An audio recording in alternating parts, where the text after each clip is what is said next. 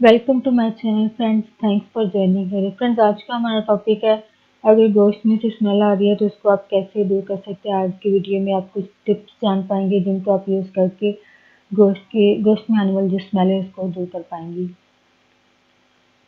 Friends, यहाँ पे request करना चाहूँगी कि अगर आपने अभी तक चैनल को सब्सक्राइब नहीं किया तो प्लीज़ चैनल को सब्सक्राइब जरूर कर लें। इसके लिए सब्सक्राइब बटन पर क्लिक कीजिए, साथ बेल आइकन पर भी क्लिक कीजिए। इस पर क्लिक करने से आपको हमारी हर नई आने वाली वीडियो की अपडेट मिल सकेगी और आप हमारी वीडियो सबसे पहले रोजाना की बेसिस पर देख सकेंगे। आप हमारी वीडियो को रोजाना देख पाएंगे। फ्रेंड्स, टॉपिक की तरफ आते हैं कि अगर आप बकरे के गोश्त में से स्मेल आ रही है तो आपको इससे दूर करना हो स्मेल को, तो इसके लिए आप ठंडे पानी में नमक डालकर इसमें गोश्त को डाल दें। नमक इस ओडर और स्मेल को जो है वो दूर करेगा। नेक्स्ट टिप है, गोश्त को आप दूध या बटर मिल्क यानी लस्सी में कुछ घंटों के लिए रखना जो है ज़रूरी है इसके लिए, फिर इससे ये स्मेल जो है वो दूर हो जाएगी।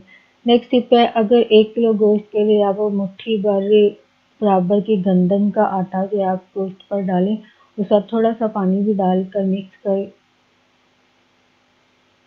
मिक्स करने के लिए आटे की मकदार को आप ज़रूरत के मुताबिक कम या ज़्यादा भी कर सकते हैं और इसको एक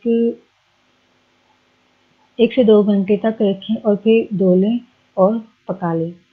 नेक्स्ट टिप है नेक्स्ट टिप में जो है आप गोश्त पर विनेगर यानी सिरका और कुटे हुए लहसुन यानी गार्लिक का पेस्ट जो है डालें और इसको 30 मिनट तक रखें, फिर पानी से धो लें और इसको आप पका लें।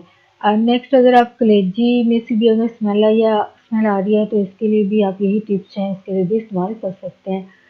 और अगर बकरे के गोश्त में से ज़्यादा स्ट्रॉन्ग किस्म की स्मेल आ रही हो तो इसके लिए आप गोश्त को दूध में डालें।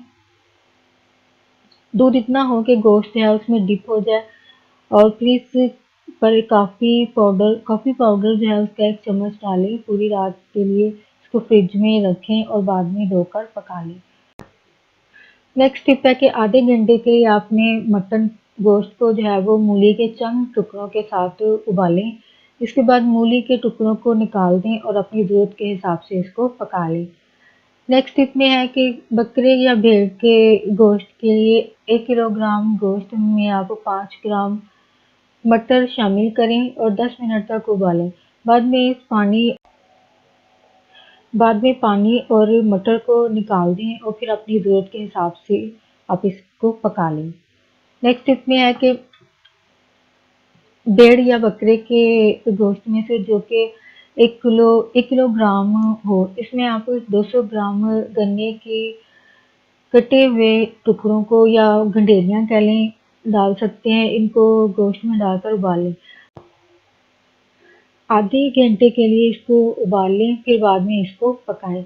नेक्स्ट इसमें है कि 1 लीटर पानी को उबाल लें, बाद में इसमें 1 किलोग्राम गोश्त डालें और इसमें 50 ग्राम विनेगर सिरका डालें।